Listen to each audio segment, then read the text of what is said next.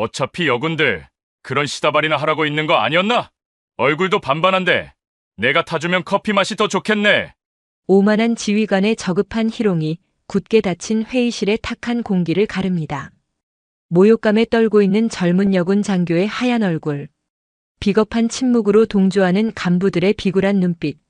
바로 그 순간 거짓된 계급장 뒤에 숨겨두었던 강철 같은 분노가 마침내 고개를 듭니다. 고작 커피 한 잔에서 시작된 이 모욕이 어떻게 한 부대를 송두리째 집어삼킨 거대한 부패의 심장을 꿰뚫는 가장 날카로운 칼날이 되었을까요?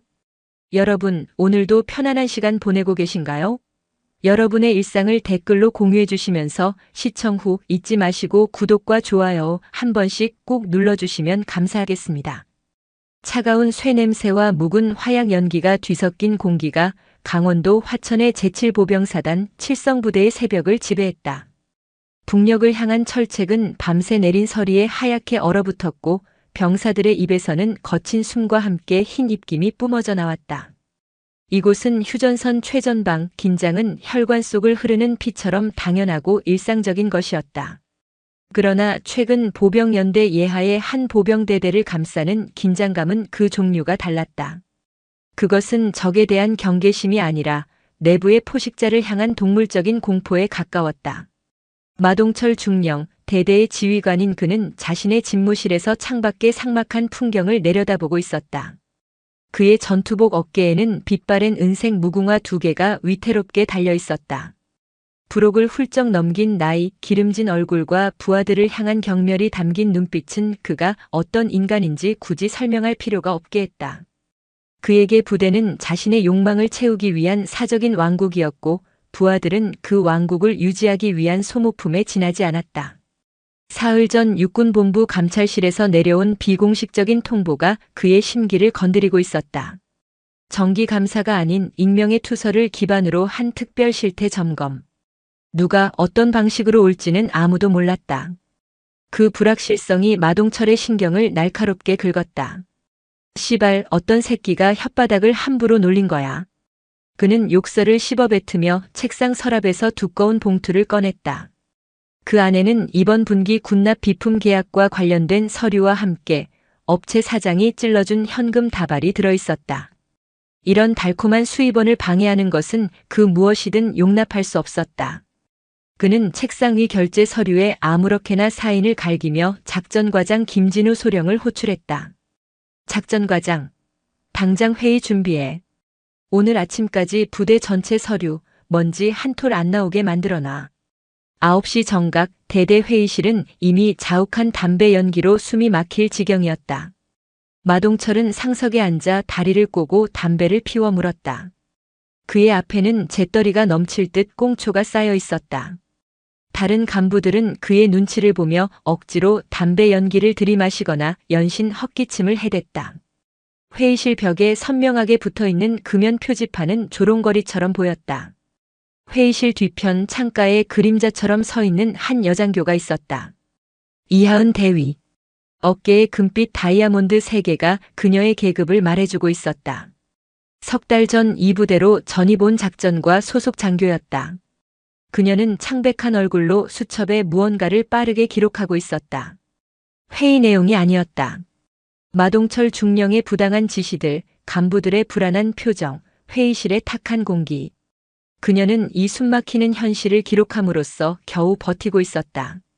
여성이라는 이유만으로 쏟아지는 노골적인 무시와 성희롱, 업무와 상관없는 잡다한 심부름 강요. 그녀는 저항하고 싶었지만 이제 막 대위로 진급한 햇병아리 장교에게 거대한 대대장이라는 벽은 너무나도 높았다. 저항의 대가가 무엇일지 뻔히 알기에 그녀는 침묵하고 기록할 뿐이었다. 마동철의 시선이 그런 이하은에게 향했다. 그의 입가에 비열한 미소가 걸렸다. 어이, 이대위. 거기서 뻣뻣하게 서서 뭐해? 회의 분위기 삭막하잖아. 가서 커피나 좀 타와. 여기 있는 간부들 전부 다. 명백한 사적 지시이자 모욕이었다.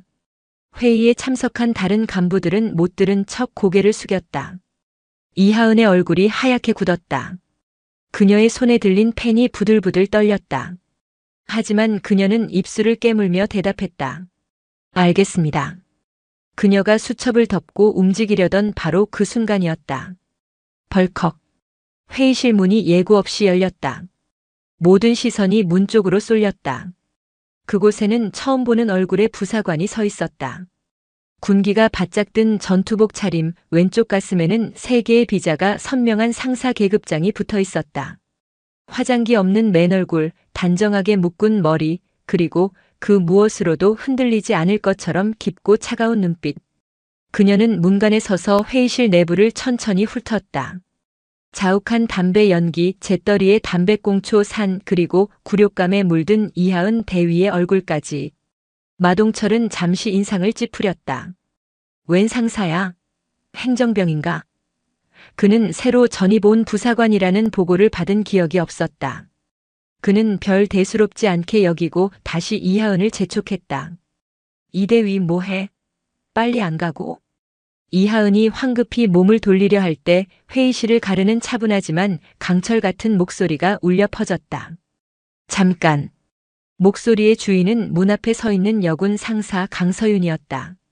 그녀의 목소리에는 단순한 재질을 넘어선 거부할 수 없는 권위가 실려 있었다. 회의실의 모든 소음이 순간 멎었다. 이하은의 동작도 그대로 멈췄다. 마동철이 고개를 돌려 강서윤을 불쾌하다는 듯 훑었다. 뭐야, 당신? 강서윤은 대답 대신 천천히 회의실 안으로 걸어 들어왔다.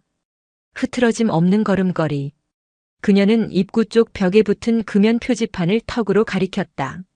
지금 이 회의실 금연구역으로 지정되어 있습니다. 예상치 못한 지적에 회의실 안의 공기가 얼어붙었다. 다른 간부들은 숨을 죽였다. 마동철은 어이가 없다는 듯 담배를 입에 문 채 피식 웃었다. 그래서? 일개 상사가 지금 중령한테 규정 따지는 건가? 강서윤의 시선은 흔들림 없이 마동철을 향했다.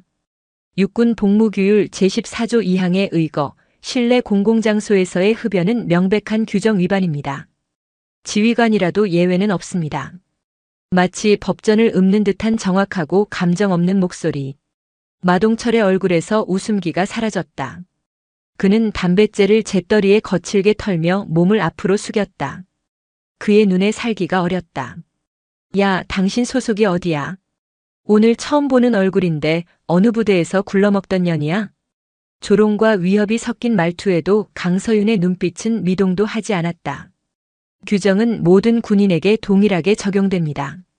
규정. 어디서 굴러먹던 짬찌 상사가 아는 척은. 마동철의 목소리가 높아졌다. 그는 이하은을 힐끗 보며 말을 이었다. 이대위도 가만히 있는데 상사 주제에 어딜 대대장한테 대들어? 그의 옆에 앉아있던 작전과장 김진우 소령이 조심스럽게 마동철에게 속삭였다. 대대장님, 혹시 저 상사가 본부에서 온 사람은 아닐까요? 상사가? 감찰을 상사가 나온다고? 김소령, 군 생활 헛했나? 마동철이 코웃음을 쳤다. 본부 감찰은 최소 연관급이야. 저건 그냥 행정지원으로 파견 나온 거겠지. 신경 꺼. 김진우 소령은 입을 다물었지만 그의 눈에는 불안감이 가시지 않았다. 강서윤은 더 이상 마동철과 말을 섞지 않았다. 그녀의 시선이 다시 이하은에게로 향했다. 이대위님. 그녀의 목소리는 낮고 단호했다. 이하은이 깜짝 놀라 그녀를 쳐다봤다. 예? 명백한 규정 위반이 자행되는 현장에서 상급자의 부당한 사적 지시를 이행할 의무는 없습니다. 이하은의 눈이 세차게 흔들렸다.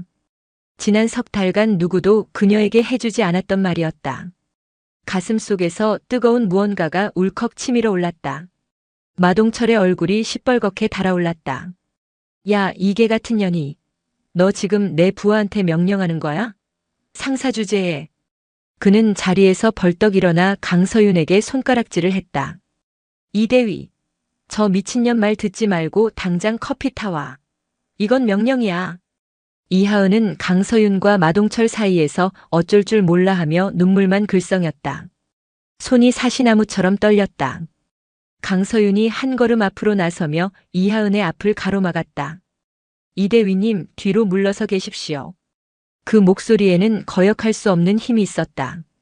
이하은은 자기도 모르게 한 걸음 뒤로 물러섰다. 이제 마동철과 강서윤이 정면으로 마주섰다. 너 오늘 죽고 싶어서 환장했구나. 너 같은 년들은 내가 아주 잘 알아. 규정 좀 안다고 깝치다가 군 생활 좆되는 거 한순간이야.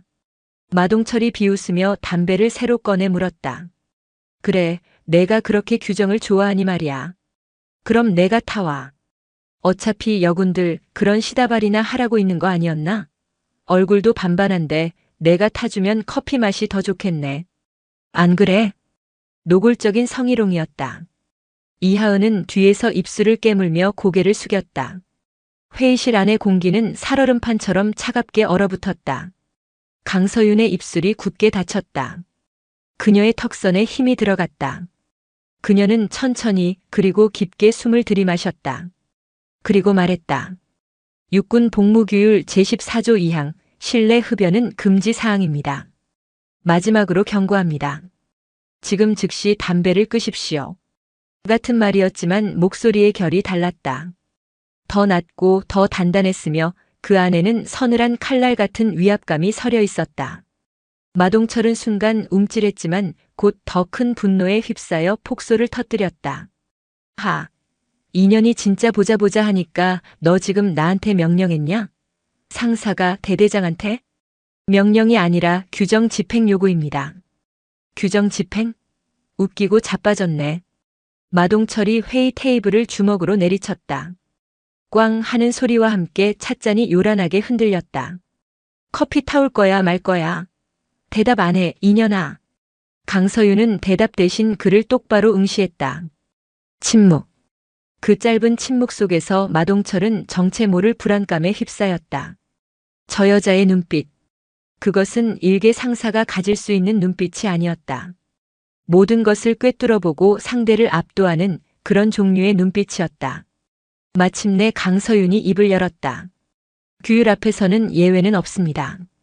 그녀의 목소리는 조금의 흔들림도 없었다. 박성진은 잠시 그녀를 노려봤다. 눈빛이 날카로웠고 입술이 비틀어졌다. 하지만 강서윤은 시선을 피하지 않았다. 두 사람의 시선이 공중에서 부딪혔다. 몇 초간의 정적. 결국 마동철이 먼저 시선을 거뒀다. 그는 담배를 재떨이에 비벼 끄며 중얼거렸다. 재수 없는 년. 그리고는 테이블 위 서류를 툭툭 두드렸다.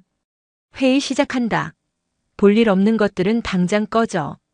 강서윤은 미동도 없이 서 있다가 천천히 뒤돌아섰다. 그리고 이하은에게 나지막이 말했다. 나가시죠, 이대위님. 이하은은 홀린 듯 고개를 끄덕였다. 두 여군이 회의실 문을 열고 나갔다. 문이 닫히는 소리가 회의실 안에 무겁게 울렸다. 마동철은 끓어오르는 분노를 억누르며 다시 담배를 꺼내 물려다 문득 멈칫했다. 아까 그 상사의 차갑고 깊은 눈빛이 뇌리에서 떠나지 않았다. 그는 짜증스럽게 담배를 도로 집어넣었다. 회의실 밖 복도. 이하은은 여전히 떨리는 가슴을 진정시키지 못하고 있었다. 그녀가 용기를 내어 강서윤에게 물었다. 저 괜찮으시겠습니까? 대대장님 성격에 그냥 넘어가지 않을 텐데. 강서윤은 걸음을 멈추고 이하은을 돌아봤다. 괜찮습니다. 정말 감사합니다. 아무도 나서주지 않았는데. 이하은의 목소리가 떨려 나왔다. 규정 위반 상황에 침묵하는 것은 군인으로서의 직무유기입니다. 기억하십시오. 강서윤의 말은 교과서 같았지만 그 어떤 위로보다 이하은의 마음에 깊이 와닿았다. 실례지만 어느 부대에서 오셨습니까? 강서윤은 잠시 이하은을 바라보다 짧게 대답했다. 점검차 왔습니다. 아, 역시 본부에서 오셨군요. 이하은은 고개를 끄덕였다. 상사 계급으로 점검단 선발대에 파견 나오신 건가? 여러 가지 생각이 머릿속을 스쳤지만 더 이상 묻지는 못했다. 강서윤은 다시 복도를 걷기 시작했다. 그녀의 뒷모습은 평범한 상사의 것이라고 하기에는 너무나도 단단하고 믿음직스러웠다. 복도 끝 창문 너머로 아침 햇살이 쏟아져 들어오고 있었다. 강서윤은 잠시 그 빛을 바라봤다. 그녀의 눈빛 깊은 곳, 그 누구도 읽을 수 없는 곳에서는 차가운 폭풍이 조용히 응축되고 있었다. 바로 그때 저 멀리 헬기장 쪽에서 희미한 프로펠러 소리가 들려오기 시작했다. 아직은 멀었지만 그 소리는 점점 더 크고 선명하게 다가오고 있었다. 회의실을 나온 강서윤과 이하은은 잠시 복도 끝 창가에 나란히 섰다. 어색한 침묵이 흘렀다. 이하은은 방금 전의 일이 꿈처럼 비현실적으로 느껴졌다. 대대장에게 정면으로 맞서는 상사의 모습, 그리고 그 상사를 따라 회의실을 박차고 나온 자기 자신. 상상도 못했던 일이었다. 그녀는 힐끗 강서윤의 옆모습을 훔쳐보았다. 평온해 보이는 얼굴이었지만 무언가 범접할 수 없는 기운이 그녀를 감싸고 있었다. 그동안 많이 힘드셨겠습니다. 침묵을 깬 것은 강서윤이었다. 그녀는 창밖을 바라보며 나지막이 말했다. 그 한마디에 이하은은 왈칵 눈물을 쏟을 뻔했다. 지난 석 달간 겪었던 서름과 부당함이 목구멍까지 차올랐다. 어떻게 하셨습니까? 이대위님 얼굴에 다 쓰여 있습니다. 강서윤이 고개를 돌려 이하은을 바라봤다. 그녀의 눈빛은 따뜻하지는 않았지만 상대를 깊이 이해하고 있다는 듯한 무게감이 있었다. 저 같은 일이 처음이 아니었습니다.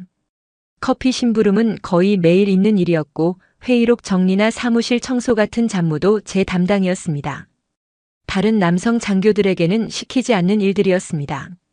이하은의 목소리가 점점 작아졌다. 보고는 해보셨습니까? 못했습니다. 증거도 없었고 무엇보다 신임 장교가 부임 초부터 문제를 일으킨다는 소리를 듣고 싶지 않았습니다. 참는 것이 군 생활을 편하게 하는 길이라고 생각했습니다. 강서윤의 미간이 미세하게 좁혀졌다. 참는 것이 군인의 미덕이 아닙니다. 부조리에 맞서 싸우고 옳은 것을 지켜내는 것이 진짜 군인입니다. 그 말은 이하은의 가슴을 세게 때렸다. 자신이 얼마나 비겁하고 나약했는지 깨닫게 하는 말이었다. 그녀는 부끄러움에 고개를 숙였다. 그때 복도 저편에서 병사 2명이 걸어오고 있었다. 그들은 강서윤을 발견하자마자 걸음을 멈추고 자세를 바로 했다. 단결. 찾고 있었습니다. 우렁찬 경례 소리와 함께 그들은 강서윤에게 다가와 작은 상자를 건넸다. 행정반에 도착한 물품입니다. 수고했다. 강서윤은 자연스럽게 경례를 받고 상자를 건네받았다. 그녀의 동작 하나하나는 군더더기 없이 정확하고 절도가 있었다. 정은채는 옆에서 그 모습을 지켜보며 다시 한번 생각했다. 저분은 절대로 평범한 상사가 아니야. 병사들이 멀어진 후 강서윤은 상자를 열어보았다. 그 안에는 최신형으로 보이는 소형 녹음기와 카메라, 그리고 기타 통신 장비들이 들어있었다. 이하은이 의아한 표정으로 쳐다보자 강서윤은 아무렇지 않게 말했다. 점검에 필요한 장비들입니다. 그녀는 장비들을 자신의 가방에 옮겨 담았다. 그 모습은 마치 오랫동안 비밀 임무를 수행해온 베테랑 요원처럼 능숙했다.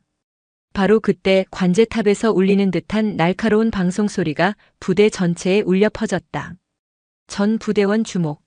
육군본부 감찰실 소속 점검단 10분 후 부대 정문 도착 예정. 각 부서 지휘관 및 참모는 즉시 영접 준비에 만전을 기할 것. 반복한다.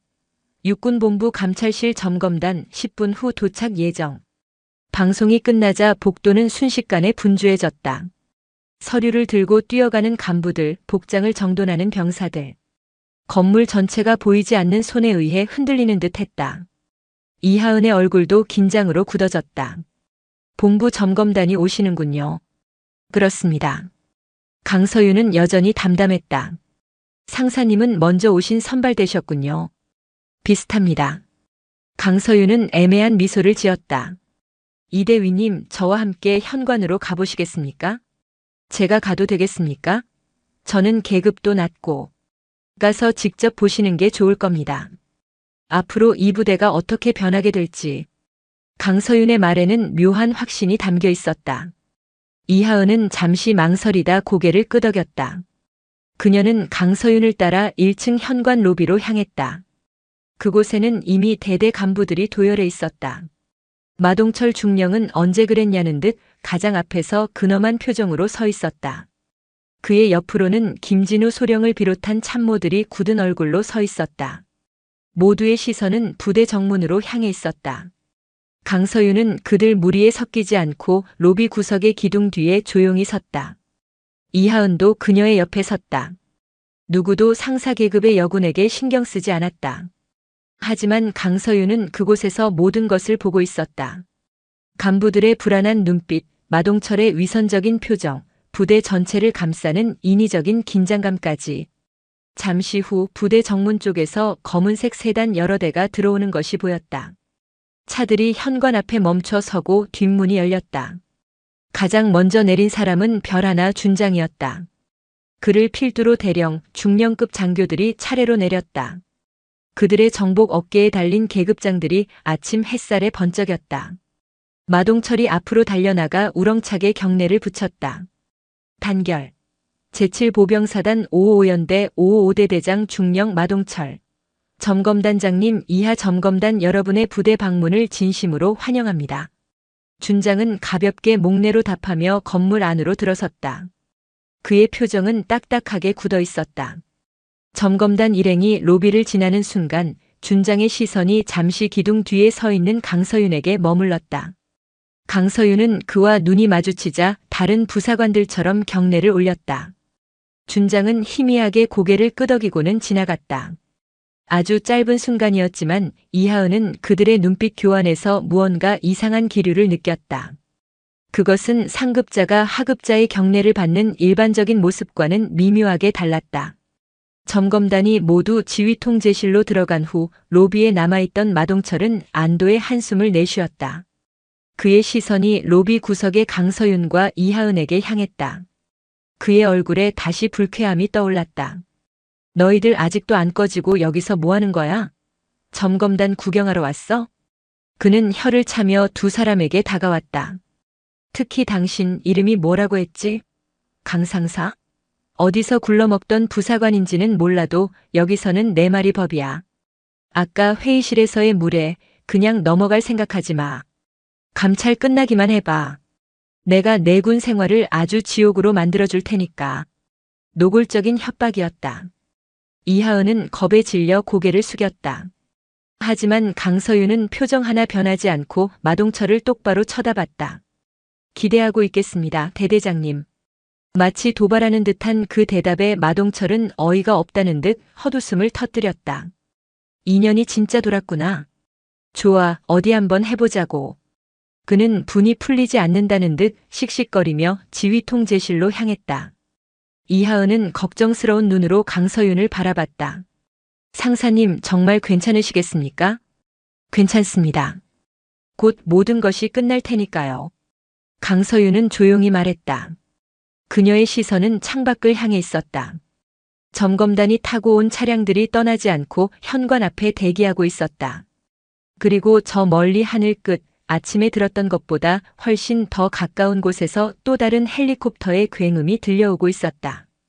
그것은 일반 군용 헬기가 아닌 지휘관 전용 헬기에서나 들을 수 있는 묵직하고 위압적인 소리였다.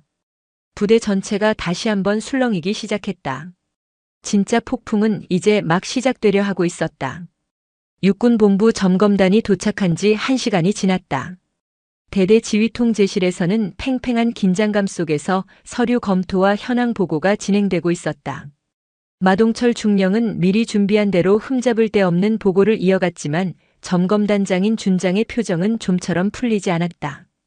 그는 서류 너머의 진실을 꿰뚫어 보려는 듯 날카로운 눈으로 마동철과 참모들을 번갈아 후쳤다. 같은 시각 강서윤 상사는 대대 본부 2층 복도를 조용히 걷고 있었다. 그녀의 목적지는 명확했다. 마동철 중령의 집무실.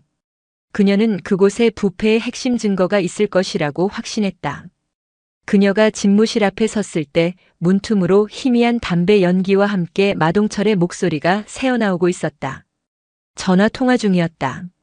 걱정 말라니까. 김 사장, 이번 분기 납품건은 무조건 우리 대한물산으로 밀어줄 테니 서류만 잘 맞춰서 가져와. 그리고 저번에 말했던 활동비는 오늘 중으로 입금 부탁하고. 그래. 감찰? 그거 별거 아니야. 며칠 시끄럽다 말겠지. 강서윤의 눈빛이 차갑게 가라앉았다. 명백한 뇌물수수 정황이었다. 그녀는 주머니에서 소형 녹음기를 꺼내 버튼을 눌렀다. 그리고 문을 가볍게 두드렸다. 누구야? 안에서 짜증 섞인 목소리가 들렸다. 강서윤이 문을 열고 들어섰다. 실례합니다. 대대장님. 집무실 안은 담배 연기로 자욱했다. 창문은 굳게 닫혀 있었고 환풍기는 꺼져 있었다. 마동철은 책상에 앉아 전화기를 든 채 들어온 사람이 강서윤임을 확인하고는 노골적으로 인상을 찌푸렸다. 또 너야? 여긴 왜 왔어? 강서윤은 대답 대신 집무실 안을 천천히 둘러봤다. 책상 옆에는 작전과장 김진우 소령이 불편한 표정으로 서 있었다. 그의 손에는 서류 파일이 들려 있었지만 그의 시선은 바닥에 고정되어 있었다. 그 역시 마동철의 전화 통화를 들은 것이 분명했다. 강서윤과 눈이 마주치자 김소령은 어색하게 고개를 돌렸다. 마동철이 거칠게 전화를 끊었다. 용건이 뭐냐고 물었다. 집무실 역시 실내 금연 구역입니다. 강서윤이 벽에 붙은 금연 표지판을 가리키며 말했다. 마동철은 담배를 입에 문 채 비웃었다. 또 그 소리야? 여긴 내 사무실이야. 내 마음대로 해도 되는 공간이라고. 그리고 당신 지금 점검단 왔다고 아주 신났지? 상사 주제에 대대장실까지 기어들어와서 규정 타령이야? 그는 김진우 소령을 쳐다봤다. 김소령, 저 상사 소속이 어디라고 했지? 신원 확인해봐. 저 잘 모르겠습니다. 김소령이 당황하며 대답했다. 몰라? 그럼 당장 신분증 확인해. 김소령이 마지못해 강서윤에게 다가가려 할 때 강서윤이 그를 막아섰다. 잠깐. 신분 확인은 헌병의 권한입니다. 소령님께서 하실 일이 아닙니다. 단호한 목소리였다. 마동철이 책상을 주먹으로 내리쳤다. 인연이 진짜. 여기가 어디라고 감히 대대장한테 명령이야. 강서윤은 눈 하나 깜짝하지 않았다. 명령이 아니라 규정을 말씀드리는 겁니다. 규정, 시끄러워. 내가 이 부대의 법이고 규정이야, 알겠어? 강서윤은 대꾸 대신 창문 쪽으로 걸어갔다. 그리고 굳게 닫힌 창문을 활짝 열었다. 밖에서 신선한 공기가 밀려 들어오며 탁한 담배 연기를 밀어냈다. 마동철의 얼굴이 분노로 일그러졌다. 누가 마음대로 창문 열래? 환기가 필요해 보입니다.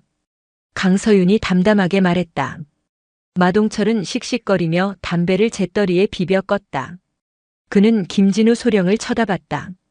김소령, 보고할 거 있으면 빨리 해. 시간 없어. 김진우 소령은 떨리는 손으로 서류 파일을 펼쳤다. 저 이번 분기 납품 계약 건입니다. 업체 선정 과정에서 몇 가지 확인이 필요한 부분이. 뭐가 확인이 필요해? 마동철의 눈빛이 날카로워졌다. 가격 산정 기준이 다른 경쟁 업체들보다 현저히 높은 것 같습니다.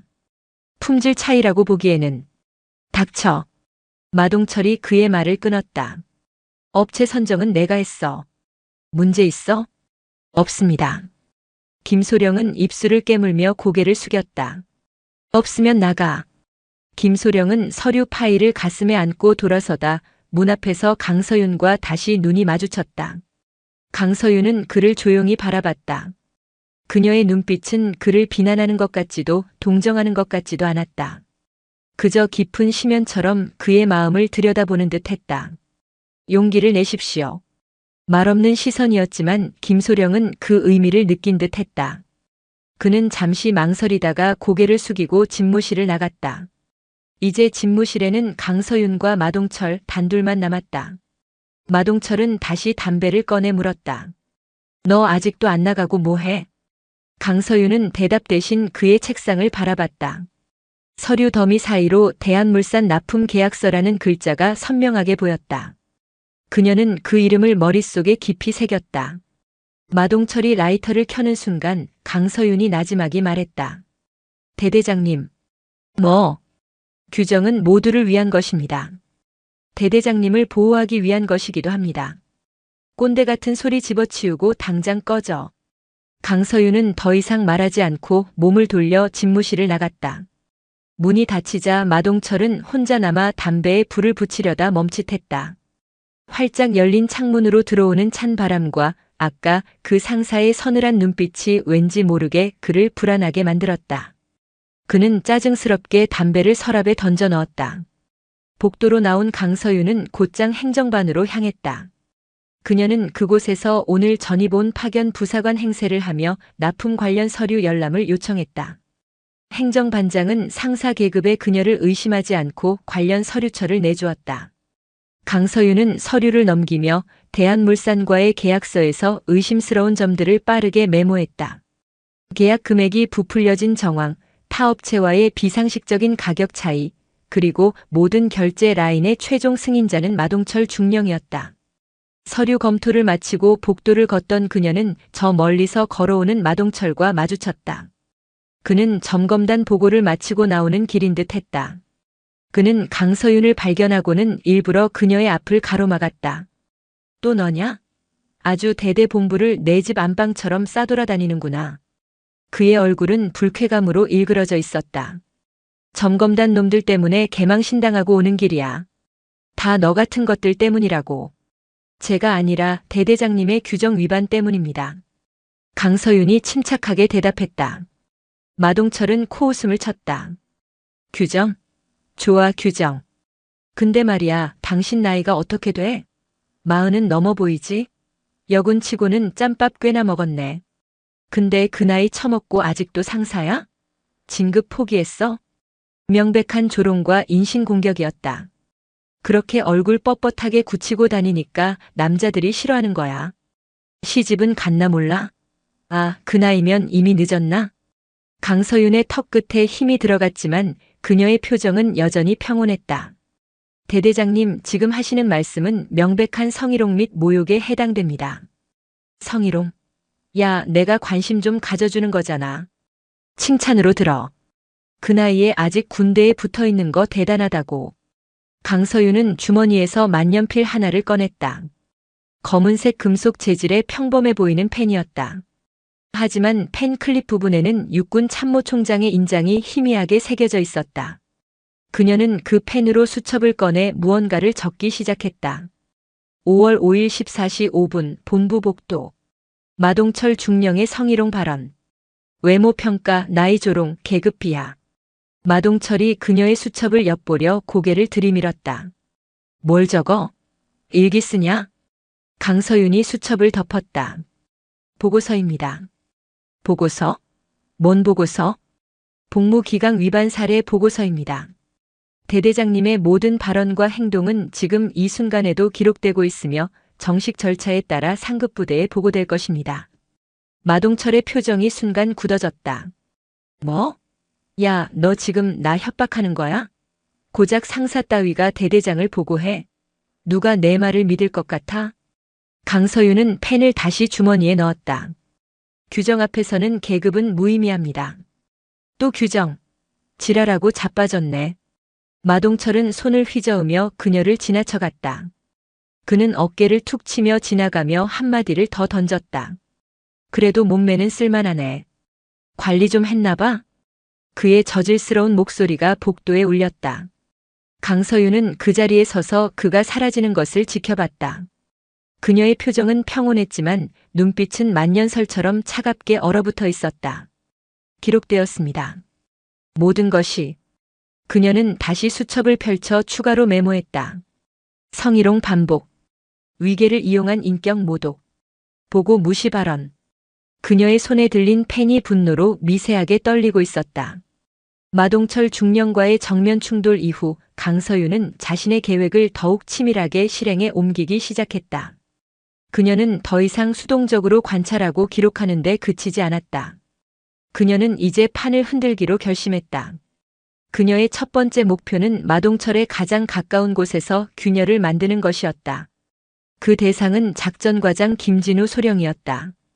강서윤은 그날 저녁 야간 근무 중인 김소령의 사무실을 찾아갔다.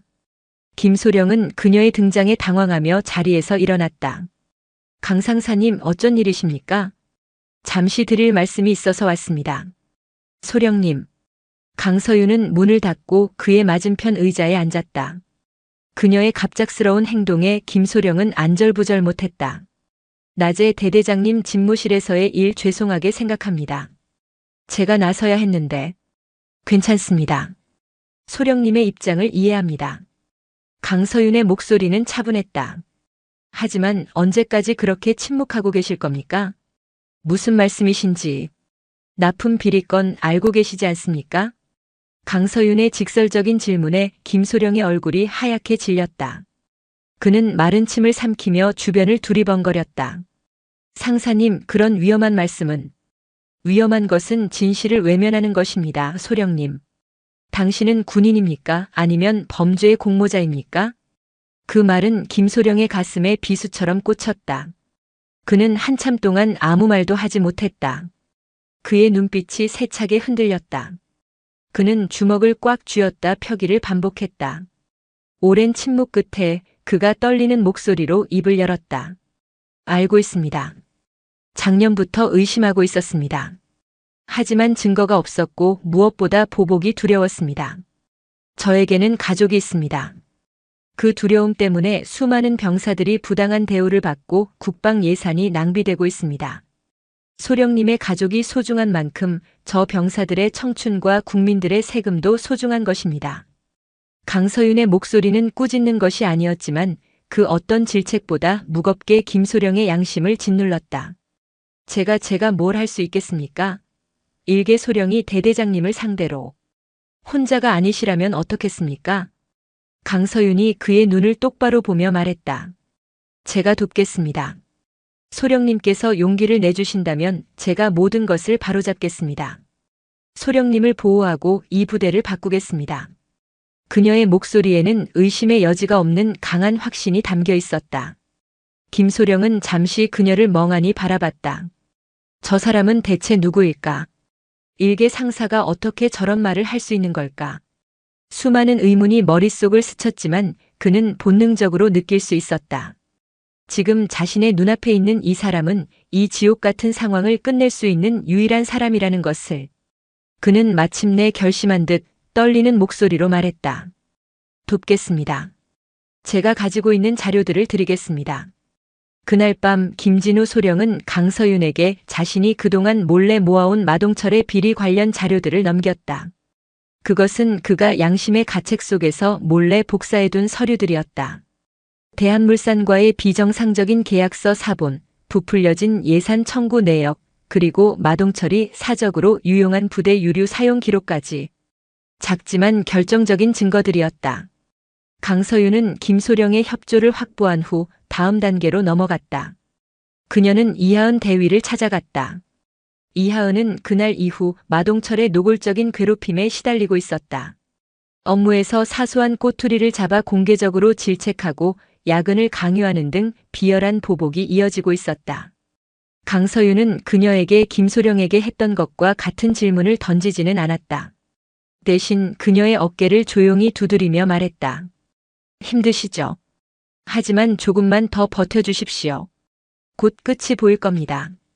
그리고 그녀는 이하은에게 작은 USB 하나를 건넸다. 혹시라도 대대장이 부당한 지시나 발언을 하면 이걸로 녹음하십시오. 그리고 절대 혼자 있으려 하지 마시고 항상 김진우 소령님과 함께 움직이십시오. 그녀의 말은 단순한 위로가 아니라 구체적인 행동 지침이었다. 이하은은 USB를 받아주었다. 작고 차가운 금속의 감촉이 그녀에게 알 수 없는 용기를 주었다. 강서윤의 물밑 작업은 계속되었다. 그녀는 주말 외박을 핑계로 부대를 나와 대한물산이라는 군납업체에 대해 뒷조사를 시작했다. 회사는 서류상으로만 존재하는 유령 회사에 가까웠고 실제 사장은 마동철의 고향 후배라는 사실을 알아냈다. 그들은 수년간 여러 부대를 돌며 같은 방식으로 비리를 저질러왔다. 그녀는 이 모든 정보를 정리하여 익명으로 육군본부 감찰실과 국방부 조사본부에 제보했다. 물론 그녀의 진짜 신분을 아는 내부 협력자를 통해서였다. 부대 안에서는 미묘한 변화가 감지되기 시작했다. 김진우 소령은 더 이상 마동철의 부당한 지시에 무조건 복종하지 않았다. 그는 규정과 절차를 따지며 마동철의 지시를 교묘하게 지연시키거나 수정을 요구했다. 이하은 대위 역시 더 이상 혼자서 괴롭힘을 당하지 않았다. 그녀가 곤란한 상황에 처할 때마다 김소령이나 다른 뜻 있는 간부들이 나타나 그녀를 도왔다. 마동철은 자신의 통제력이 약해지고 있음을 느끼고 점점 더 난폭해졌지만 그럴수록 그의 입지는 더욱 좁아졌다. 그러던 중 대대 규모의 전술 훈련이 계획되었다. 마동철은 이번 훈련을 기회로 삼으려 했다. 그는 훈련 성과를 부풀려 자신의 무능함을 감추고 그 과정에서 강서윤과 김진우, 이하은에게 안가품할 계획을 세웠다. 그는 훈련 계획을 수립하면서 의도적으로 강서윤이 속한 행정보급 지원반에 가장 위험하고 힘든 임무를 부여했다. 그리고 김진우 소령과 이하은 대위가 속한 작전 지휘부에는 비현실적인 작전 목표를 제시하여 실패를 유도하려 했다. 훈련 전날 밤 최종 작전 회의가 열렸다. 마동철은 의기양양하게 자신의 계획을 발표했다. 대부분의 간부들은 문제점을 알면서도 침묵했다. 그때 회의실 뒤편에 앉아있던 강서윤이 조용히 손을 들었다. 질문 있습니다. 모든 시선이 그녀에게 쏠렸다. 마동철이 불쾌한 표정으로 그녀를 쳐다봤다. 행정반 상사가 작전 회의에서 무슨 할 말이 있다고. 강서윤은 자리에서 일어나 지도를 가리키며 말했다. 현재 계획된 보급로 2번은 적의 예상 매복 지점과 정확히 일치합니다. 기상 예보에 따르면 내일 새벽에는 폭우가 예상되므로 해당 지역의 하천이 범람할 가능성도 높습니다. 보급 부대의 고립과 막대한 피해가 우려됩니다. 예비 보급로 3번을 활용하는 것이 더 안전하고 효율적이라고 판단됩니다. 그녀의 분석은 너무나도 정확하고 논리적이었다. 그녀는 마치 수십 년간 작전 지휘를 해온 베테랑 장군처럼 지형과 기상, 적의 예상 동태까지 모든 것을 꿰뚫고 있었다. 회의실 안의 모든 장교들이 충격에 휩싸였다. 저것이 정말 일개 행정 상사가 할 수 있는 분석이란 말인가. 김진우 소령이 그녀의 의견에 힘을 보탰다. 강 상사님 말씀이 맞습니다. 대대장님 재검토가 필요합니다. 마동철은 얼굴이 시뻘개졌다. 자신의 계획이 일개 상사에게 정면으로 반박당한 것도 모욕적인데 자신의 참모인 김소령까지 그녀의 편을 들자 이성을 잃었다. 닥쳐. 여기가 어디라고 상사 따위가 작전에 감나라 배나라야. 내 명령이야. 무조건 이번 보급로로 진격해. 토달지 마. 그의 독단적인 결정에 회의실은 싸늘하게 식어버렸다. 강서윤은 더 이상 아무 말도 하지 않고 자리에 앉았다. 하지만 그녀의 눈빛은 이렇게 말하고 있었다. 당신은 스스로 무덤을 팠다. 훈련의 막이 오르기 전 짙은 전운이 대대 전체를 무겁게 짓누르고 있었다. 새벽의 어둠을 찢는 빗줄기와 함께 대대 전술 훈련이 시작되었다. 강서윤의 예언은 정확했다. 밤새 퍼부은 폭우로 산과 계곡은 순식간에 아수라장으로 변했다. 마동철 중령의 고집대로 이번 보급로로 향했던 보급부대는 결국 불어난 계곡물에 고립되고 말았다. 무전기에서는 다급한 구조 요청이 빗발쳤다. 여기는 알파, 여기는 알파. 계곡물이 범람하여 차량이 침수되고 있다. 인원 고립. 반복한다. 인원 고립. 대대 지휘통제실의 상황판은 붉은 경고등으로 가득 찼다. 마동철은 창백한 얼굴로 어쩔 줄 몰라 하며 고함만 질러댔다. 당장 수색대 투입해. 헬기 띄워. 대대장님. 기상 악화로 헬기 이륙이 불가능합니다. 수색대 접근도 어려운 상황입니다. 작전과장 김진우 소령이 절망적인 목소리로 보고했다. 지휘 체계는 완전히 마비되었다. 마동철의 잘못된 판단 하나가 수십 명의 병사들을 죽음의 위기로 몰아넣은 것이다. 이하은 대위는 떨리는 손으로 상황을 기록하며 참담한 심정을 감추지 못했다. 바로 그때 지휘통제실의 문이 거칠게 열렸다. 흠뻑 젖은 전투복 차림의 강서윤 상사가 들어섰다. 그녀는 고립된 보급부대를 지원하기 위해 후방에 남아있어야 할 인원이었다. 누구 마음대로 지휘소를 이탈한 거야. 마동철이 그녀에게 소리쳤다. 하지만 강서윤은 그의 말을 무시하고 곧장 상황판으로 다가갔다. 그녀는 지도를 빠르게 훑어보더니 곁에 있던 통신병에게 명령했다. 지금 즉시 연대 직할 공병중대와 통신 연결해. 그리고 고립된 알파 부대 전원에게 내 목소리가 들리도록 채널 열어. 그녀의 목소리는 위급한 상황 속에서도 놀랍도록 침착하고 단호했다. 통신병은 자기도 모르게 그녀의 명령에 따랐다. 마동철이 그녀의 어깨를 잡아채려 했지만 김진우 소령이 그 앞을 막아섰다. 대대장님, 지금은 한시가 급합니다. 강서윤의 목소리가 무전기를 통해 부대 전체에 울려 퍼졌다. 알파 부대원들에게 전한다. 나는 본부 행정보급관 강서윤 상사다. 지금부터 내 지시에 따라 움직여라. 당황하지 말고 차량을 버리고 즉시 고지대로 이동하라. 지도상 좌표 델타7 지점에 버려진 폐막사가 있다.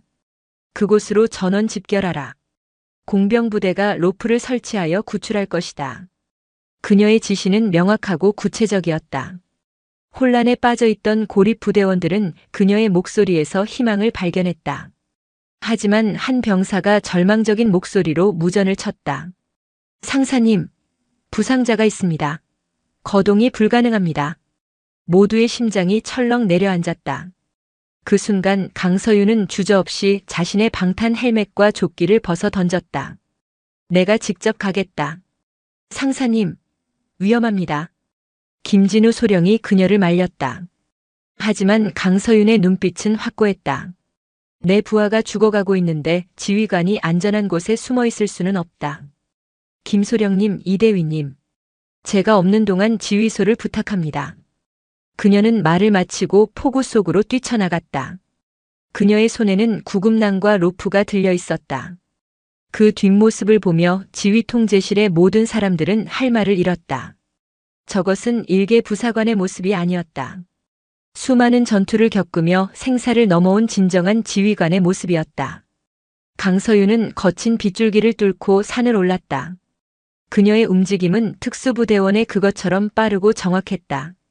그녀는 최단 경로를 파악하여 불어난 계곡물을 건너고 가파른 절벽을 기어올랐다. 마침내 그녀가 고립된 부대원들을 발견했을 때 그들은 공포와 추위에 떨고 있었다. 부상당한 병사는 다리가 골절된 채 신음하고 있었다. 내가 왔다. 이제 괜찮다. 그녀의 등장에 병사들은 눈물을 흘렸다. 그녀는 익숙한 솜씨로 부상병을 응급처치하고 주변의 나뭇가지와 군복을 이용해 임시 들것을 만들었다. 그리고 다른 병사들을 독려하며 안전한 폐막사로 이동시켰다. 그녀가 도착했을 때 공병부대는 이미 로프 설치를 완료하고 있었다. 그녀의 정확한 좌표 지시 덕분이었다. 모든 부대원이 무사히 구출된 것은 동이 틀 무렵이었다. 훈련은 중단되었고 대대는 발칵 뒤집혔다. 마동철 중령의 지휘 능력은 바닥을 드러냈고 반대로 강서윤 상사는 하룻밤 사이에 대대의 영웅이 되었다. 병사들은 그녀를 존경의 눈으로 바라봤고 간부들은 그녀의 정체에 대해 수군거리기 시작했다. 훈련이 중단된 대대로 육군본부 감찰실의 진짜 점검단이 헬기를 타고 도착했다. 하지만 그들의 임무는 단순한 점검이 아니었다. 그들은 군 검찰과 헌병대를 대동하고 있었다. 상황이 심상치 않게 돌아가고 있음을 직감한 마동철은 자신의 집무실에서 비리 관련 서류들을 파쇄하며 증거 인멸을 시도하고 있었다. 바로 그때 집무실 문이 열리고 흙과 비에 젖은 전투복 차림의 강서윤이 들어섰다. 그녀의 뒤로는 김진우 소령과 이하은 대위가 서 있었다. 지금 뭐 하는 겁니까? 강서윤이 차갑게 물었다. 마동철은 파쇄기를 멈추고 그녀를 노려봤다. 내년 때문이야. 내년이 나타나서 모든 게 엉망이 됐어. 아니, 당신의 탐욕과 무능함이 모든 것을 망친 겁니다.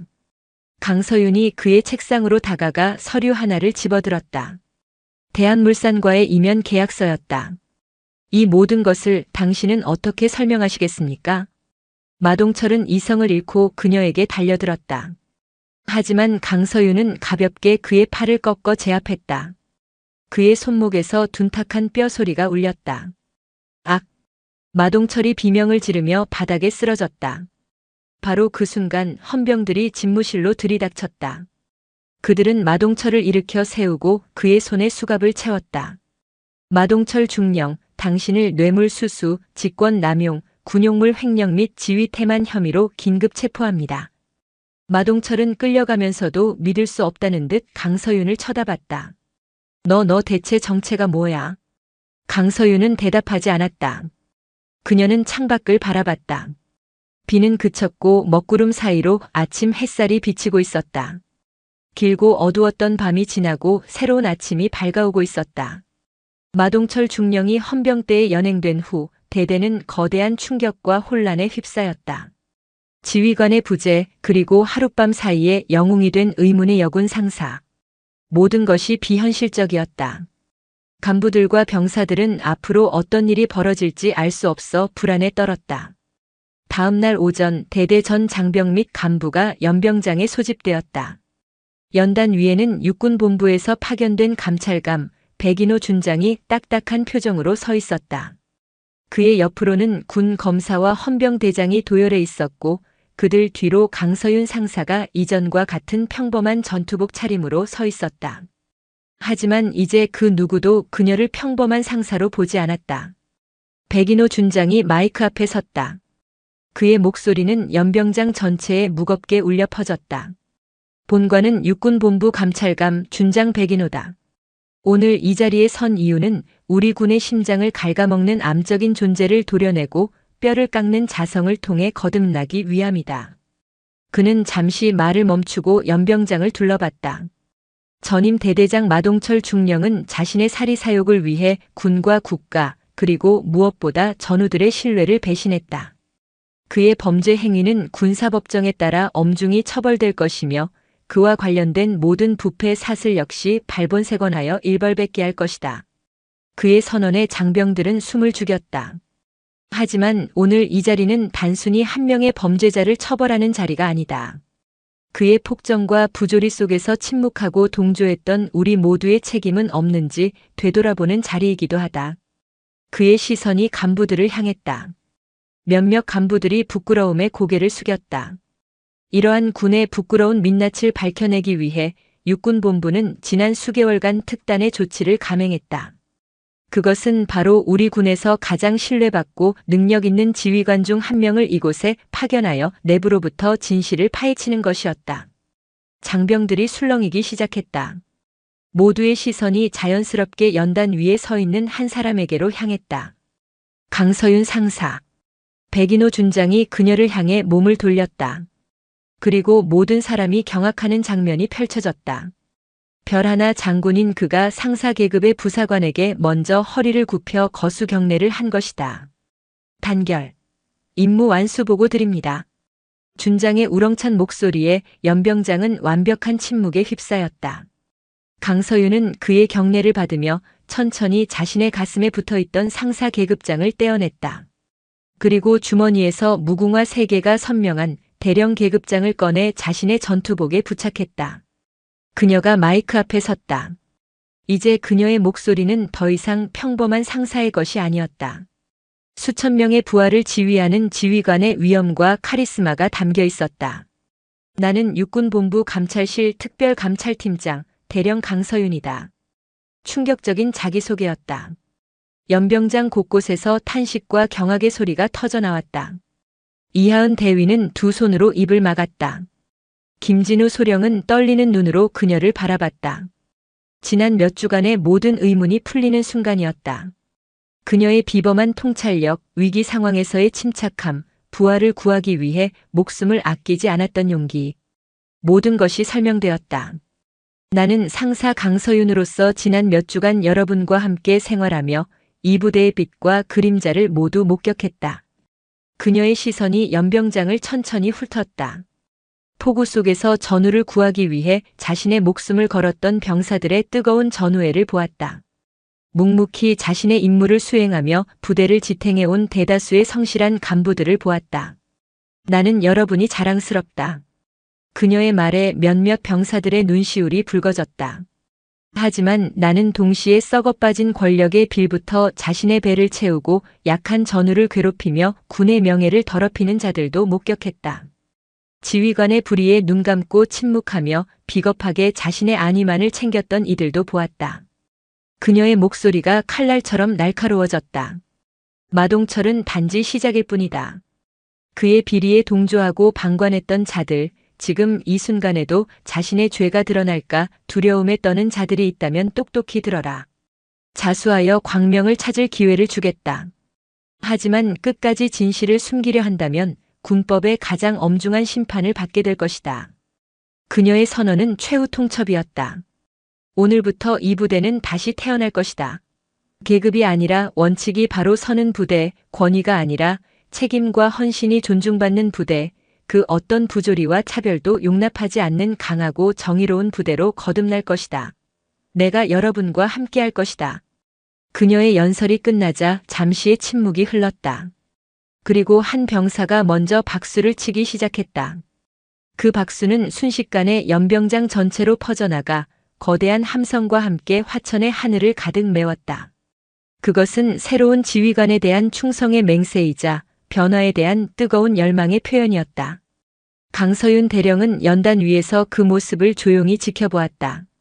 그녀의 얼굴은 여전히 평온했지만 그녀의 눈빛 깊은 곳에서는 희망의 불꽃이 타오르고 있었다. 그녀의 진짜 임무는 이제부터 시작이었다. 강서윤 대령이 대대장 직무대리로 부임하면서 부대는 그야말로 상전벽해와 같은 변화를 겪기 시작했다. 그녀의 개혁은 거창한 구호가 아닌 가장 기본적인 것에서부터 시작되었다. 가장 먼저 사라진 것은 회의실의 담배 연기였다. 그녀는 모든 실내 공간을 절대 금연 구역으로 지정하고 위반 시 지휘고하를 막론하고 엄중히 징계했다. 처음에는 투덜거리던 간부들도 그녀의 단호한 태도에 곧 수긍할 수밖에 없었다. 다음으로 그녀는 마동철이 만들어 놓은 모든 불합리한 규정과 관행을 폐지했다. 주말에 간부들을 부대로 출근시켜 사적인 일을 시키는 것, 병사들의 외출 외박을 부당하게 통제하는 것, 불필요한 서류 작업과 의전 행사 등이 모두 사라졌다. 대신 그녀는 실전적인 훈련과 병사들의 복지 향상에 모든 역량을 집중했다. 그녀는 매일 아침 병사들과 함께 연병장을 뛰었고 식당에서는 병사들과 똑같은 식판에 밥을 먹으며 그들의 고충을 들었다. 그녀는 계급장으로 말하는 대신 행동으로 자신의 철학을 보여주었다. 그녀에게 지휘관은 군림하는 자리가 아니라 가장 앞에서 부하들의 바람을 막고 가장 뒤에서 그들을 챙기는 자리였다. 이러한 변화에 가장 크게 기여한 것은 김진우 소령과 이하은 대위였다. 강서윤은 김소령을 작전 참모로, 이하은을 인사 참모로 중용하며 그들에게 힘을 실어주었다. 두 사람은 과거의 무력감에서 벗어나 자신들의 능력을 마음껏 펼치며 강서윤의 개혁을 도왔다. 특히 이하은 대위는 여성 군인들의 고충 처리와 권익 향상을 위한 제도를 마련하는 데 앞장섰다. 부대 내에 익명성이 보장되는 성고충 상담 창구가 개설되었고 남녀 군인 모두가 서로를 존중하는 문화를 만들기 위한 교육이 정기적으로 실시되었다. 물론 모든 과정이 순탄했던 것만은 아니다. 마동철의 잔재 세력과 변화를 거부하는 일부 보수적인 간부들의 저항도 만만치 않았다. 그들은 뒤에서 강서윤을 독선적인 철의 여인이라 비난하고 그녀의 개혁 정책을 교묘하게 방해했다. 어느 날 익명의 투서가 사단 사령부에 접수되었다.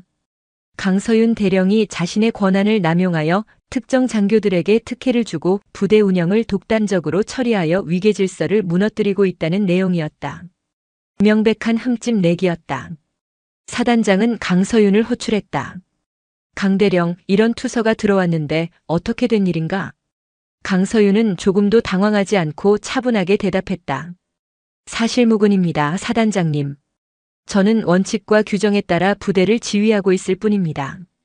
다만 그 원칙이 어떤 이들에게는 불편하게 느껴질 수 있을 겁니다. 그녀는 자신이 추진하고 있는 모든 개혁 정책의 진행 상황과 성과를 데이터에 기반하여 보고했다. 병사들의 사기 진작도, 부대 전투력 측정 결과, 예산 집행의 투명성 등 모든 지표가 그녀가 부임한 이후 놀랍도록 향상되어 있었다. 저는 제가 가는 길이 옳다고 확신합니다. 만약 제 방식에 문제가 있다면 정식으로 감사를 청구하십시오. 모든 조사를 성실히 받겠습니다. 그녀의 당당한 태도에 사단장은 더 이상 아무 말도 하지 못했다. 그는 이미 강서윤이라는 인물이 보통 내기가 아님을 알고 있었다. 육군본부에서 가장 촉망받는 지휘관을 일개 대대의 직무대리로 내려보낸 참모총장의 의도가 무엇이겠는가? 그는 강서윤의 모든 행동을 묵인하고 지지해주기로 결심했다. 시간이 흐르면서 강서윤의 진심은 부대원 전체에게 전달되었다. 병사들은 그녀를 우리 엄마라고 부르며 따랐고 대다수의 간부들은 그녀의 리더십을 진심으로 존경하게 되었다. 부대는 이전과는 비교할 수 없을 정도로 활기차고 강한 조직으로 변모했다. 몇 달 후 군사법원에서 마동철과 그 일당에 대한 최종 판결이 내려졌다. 마동철은 징역 15년이라는 중형을 선고받았고 그에게 뇌물을 상납하고 비리를 공모했던 군납업체 사장과 관련자들도 모두 겁의 심판을 받았다. 썩은 뿌리가 완전히 뽑혀나간 것이다. 그 소식이 전해진 날 저녁 강서윤은 대대 지휘관실에서 홀로 창밖을 바라보고 있었다. 어둠이 내린 연병장 위로 하얀 눈이 소리 없이 내리고 있었다. 그때 누군가 조용히 문을 두드렸다. 이하은 대위였다. 그녀의 손에는 따뜻한 커피 2잔이 들려 있었다. 대령님 고생 많으셨습니다. 그녀는 말없이 커피 잔을 건넸다. 강서윤은 잔을 받아들며 희미하게 미소 지었다. 이 대위가 타주는 커피는 맛이 좋군. 그녀의 농담에 이하은도 마주 웃었다. 두 사람은 한참 동안 말없이 창밖의 눈을 바라보았다. 저는 대령님 덕분에 다시 군인으로 살아갈 용기를 얻었습니다. 대령님은 제 인생의 영웅이십니다. 영웅은 따로 없네. 이대위처럼 자신의 자리에서 양심을 지키고 용기를 내는 사람 모두가 영웅이지. 강서윤은 커피를 한 모금 마셨다. 내 임무는 이제 거의 끝났다네. 곧 본부로 복귀하라는 명령이 내려올 거야. 벌써 가십니까? 이하은의 목소리에 아쉬움이 묻어났다. 나는 씨앗을 뿌렸을 뿐이야. 이 부대를 아름다운 숲으로 가꾸는 것은 이제 자네들과 남아있는 부대원들의 몫이지. 잘할 수 있겠나? 예, 대령님. 저희에게 맡겨주십시오. 이하은이 씩씩하게 대답했다. 그녀의 눈은 더 이상 불안과 두려움이 아닌 자신감과 희망으로 빛나고 있었다. 강서윤은 만족스러운 듯 고개를 끄덕였다. 그녀가 이곳에 와서 이루고 싶었던 가장 큰 목표는 부패한 지휘관 한 명을 처벌하는 것이 아니었다. 이하은과 김진우처럼 잠들어 있던 건강한 군인들의 양심을 깨우고 그들이 스스로 부대를 지켜나갈 힘을 길러주는 것이었다. 흰 눈은 밤새도록 내려 부대의 모든 상처와 아픔을 순백으로 덮어주었다. 새로운 계절이 오고 있었다. 강서윤 대령의 복귀 명령은 예상보다 빨리 내려왔다. 그녀가 떠나는 날 대대 전 장병이 자발적으로 연병장에 도열하여 그녀를 배웅했다. 공식적인 행사가 아니었음에도 그들은 지난 몇 달간 자신들의 삶을 송두리째 바꿔놓은 진정한 지휘관에게 마지막 인사를 하고 싶었다. 그녀가 위병소를 향해 걸어갈 때 한 병사가 달려와 서툰 솜씨로 만든 꽃다발을 그녀의 품에 안겨주었다. 대령님 감사했습니다. 잊지 않겠습니다. 그의 외침을 시작으로 연병장 곳곳에서 함성이 터져나왔다. 단결. 강서윤 대령님 사랑합니다. 충성. 대한민국 최고의 지휘관. 강서윤은 뒤돌아 그들을 향해 말없이 거수 경례를 붙였다. 그녀의 눈가가 희미하게 붉어져 있었다. 그녀는 이곳에서 단순히 임무를 수행한 것이 아니었다. 그녀 역시 그들에게서 많은 것을 배우고 잊고 있던 군인으로서의 초심을 되찾았다. 그녀가 떠난 후 부대는 잠시의 허전함을 겪었지만 이내 새로운 활기를 찾아갔다. 후임 대대장으로는 군내에서 가장 존경받는 인물 중 한 명이 부임했다.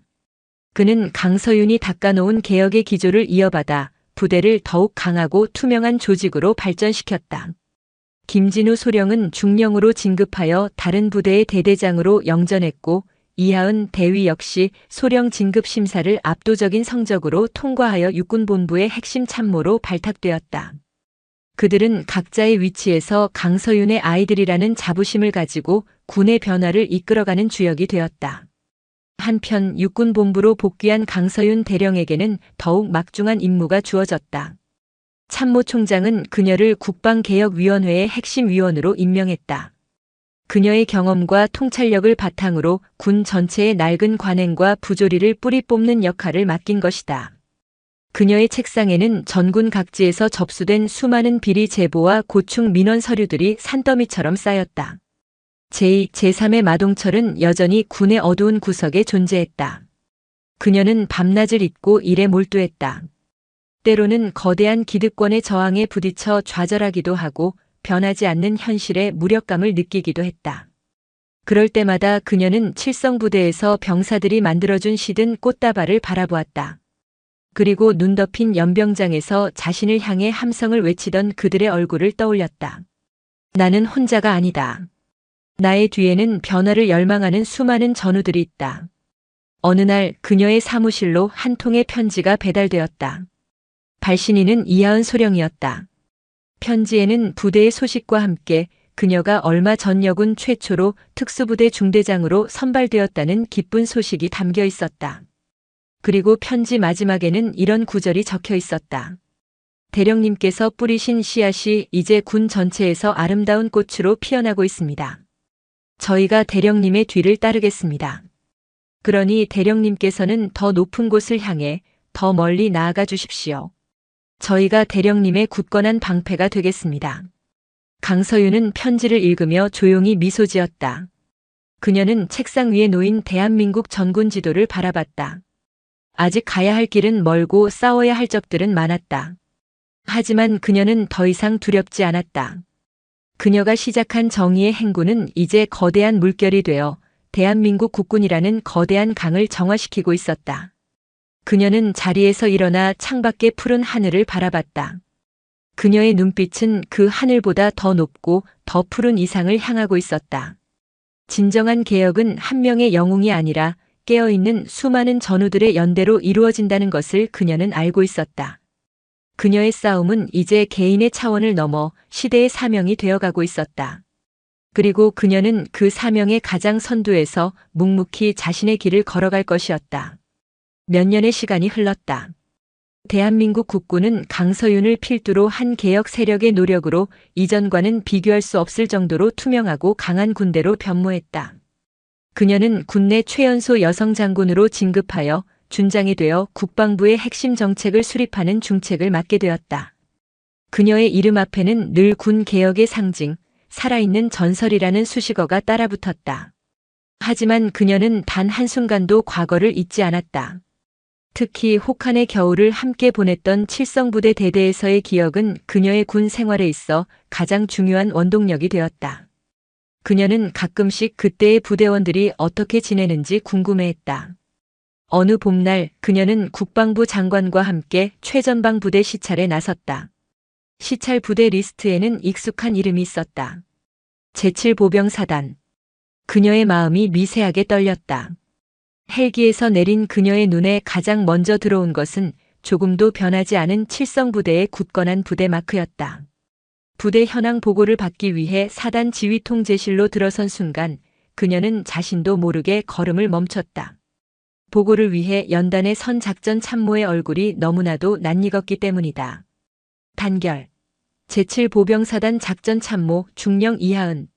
국방부 장관님 이하 방문단 여러분께 부대 현황을 보고 드리겠습니다. 힘차게 경례를 외치는 그녀는 더 이상 불안에 떨던 신임 장교가 아니었다. 수많은 훈련과 실무를 통해 다져진 자신감과 카리스마가 넘치는 베테랑 지휘관의 모습이었다. 보고를 마친 이하은 중령이 강서윤 준장 앞에 섰다. 오랜만에 뵙습니다, 장군님. 두 사람은 군대식 악수 대신 따뜻한 눈빛을 교환했다. 자랑스럽다, 이중령. 아주 훌륭한 지휘관이 되었구나. 그때 지휘통제실 문이 열리며 또 다른 익숙한 얼굴이 들어왔다. 장군님, 오셨다는 말씀 들었습니다. 육군본부에서 근무하고 있을 줄 알았던 김진우 대령이었다. 그는 현재 이 사단의 부사단장으로 부임해 있었다. 아니, 김 대령이 여긴 어쩐 일인가? 이곳이 제 고향이나 마찬가지 아니겠습니까? 이하은 중령과 함께 장군님께서 만들어주신 부대를 지키고 있습니다. 세 사람은 한자리에 모여 잠시 감회에 젖었다. 그들이 함께 싸웠던 시간, 그리고 각자의 자리에서 이뤄낸 성장. 그 모든 것이 파노라마처럼 스쳐 지나갔다. 시찰의 마지막 일정은 병사들과의 대화 시간이었다. 강당에 모인 병사들 앞에서 강서윤 장군은 자신의 군 생활에 대한 이야기를 풀어놓았다. 그녀는 자신이 상사로 위장 근무했던 시절의 이야기를 담담하게 털어놓았다. 그때 나는 깨달았다. 진정한 지휘관의 힘은 계급장에서 나오는 것이 아니라 부하들의 마음속에서 나온다는 것을. 여러분 한 사람 한 사람이 바로 이 군대를 지탱하는 심장이다. 그녀의 진솔한 이야기에 병사들은 뜨거운 박수를 보냈다. 질의응답 시간이 되자 한 병사가 손을 들고 질문했다. 장군님, 장군님의 군 생활에서 가장 기억에 남는 순간은 언제였습니까? 강서윤은 잠시 생각에 잠겼다. 수많은 영광의 순간들이 있었지만 그녀의 뇌리에 가장 깊이 박힌 장면은 따로 있었다. 폭우가 쏟아지던 어느 훈련 날이었다. 부상당한 전우를 구하기 위해 이름도 계급도 모르는 병사들이 인간 사슬을 만들어 거친 계곡물을 건너는 것을 보았다. 그 순간 나는 우리 군의 진정한 힘을 보았다. 그것은 최신 무기도 뛰어난 전략도 아닌 바로 전우를 구하기 위해 자신의 목숨을 기꺼이 내놓을 수 있는 전우였다. 그녀의 말이 끝나자 강당은 숙연한 감동에 휩싸였다. 모든 시찰 일정을 마치고 헬기에 오르기 전 이하은 중령이 그녀에게 다가와 작은 상자를 건넸다. 장군님, 저희 부대원들이 함께 준비한 선물입니다. 상자 안에는 칠성부대 마크가 새겨진 낡은 수통이 들어있었다. 그리고 수통에는 작은 글씨들이 빼곡하게 새겨져 있었다. 그것은 그녀가 거쳐갔던 대대 병사들의 이름이었다. 저희는 장군님을 영원히 기억할 것입니다. 강서윤은 더 이상 눈물을 참지 못했다. 그녀의 군 생활은 외롭고 치열한 싸움의 연속이었지만 그 끝에는 이토록 따뜻한 전우들이 남아 있었다. 헬기가 이륙하며 점점 작아지는 부대를 내려다보며 그녀는 조용히 다짐했다. 내가 이 군복을 입고 있는 한 나의 심장은 언제나 최전방의 내 전우들과 함께 뛸 것이다. 그녀의 시선은 다시 전방, 더 높고 험준한 곳을 향하고 있었다. 그녀의 이야기는 아직 끝나지 않았다. 대한민국 국군이 존재하는 한 그녀의 전설은 계속될 것이었다. 강서윤 장군의 이야기는 군 내부에서 살아있는 신화가 되었다. 그녀가 거쳐간 부대마다 개혁의 바람이 불었고 그녀의 리더십을 배우려는 후배 장교들의 발길이 끊이지 않았다. 그녀는 국방부 정책실장이라는 요직을 거쳐 마침내 여군 최초로 사단장으로 임명되는 영예를 안았다. 공교롭게도 그녀가 지휘하게 된 부대는 바로 그녀의 운명을 바꿔놓았던 제7보병사단 칠성부대였다. 그녀의 사단장 취임식은 성대하지만 간소하게 치러졌다. 불필요한 의전을 모두 생략하고 오직 사단 장병들과 함께 새로운 시작을 다짐하는 자리로 꾸며졌다. 취임사에서 그녀는 이렇게 말했다. 나는 오늘 이 부대의 사단장으로서가 아니라 여러분의 가장 충실한 전우로서 이 자리에 섰다. 나의 지휘 방침은 단 3가지다. 첫째, 실전과 같은 훈련. 둘째, 전우에 대한 절대적인 신뢰. 셋째, 그 어떤 불의와도 타협하지 않는 정예. 이 3가지 원칙 아래 나는 여러분과 함께 숨쉬고 함께 땀 흘리며 조국 수호의 최전선에 설 것이다. 그녀의 지휘 아래 칠성부대는 대한민국 최강의 전투부대로 거듭났다. 그녀는 낡은 작전 계획을 전면 수정하고 첨단 과학기술을 훈련에 접목시켰다.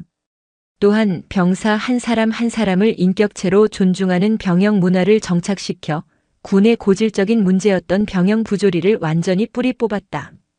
그녀가 사단장으로 부임한 지 1년이 되던 해, 북한의 무력 도발로 인해 전방 지역에 일촉즉발의 위기 상황이 발생했다. 적의 포탄이 비무장지대 우리 측 초소 근처에 떨어졌고 전군의 최고 수준의 경계 태세가 발령되었다. 모두가 숨을 죽이고 상황을 주시했다. 추가 도발이 이어진다면 전면전으로 비화될 수도 있는 심각한 상황이었다. 모든 지휘관들이 본부의 지침을 기다리며 수세적인 대응을 할 때 오직 강서윤 사단장만이 달랐다. 그녀는 즉시 선조치 후보고 원칙에 따라 휘하 포병부대의 즉각적인 대응 사격을 명령했다. 그녀의 포탄은 적의 도발 원점을 정확하게 타격했다. 한치의 오차도 없는 정밀한 반격이었다. 그녀의 결단은 군 수뇌부를 놀라게 했지만 결과적으로는 최고의 선택이 되었다. 우리의 단호한 대응 의지에 당황한 북한은 더 이상의 도발을 멈추고 대화를 제의해왔다. 그녀의 용기 있는 결단이 전면전의 위기를 막고 평화를 지켜낸 것이다. 이 사건으로 그녀는 국민적인 영웅으로 떠올랐다.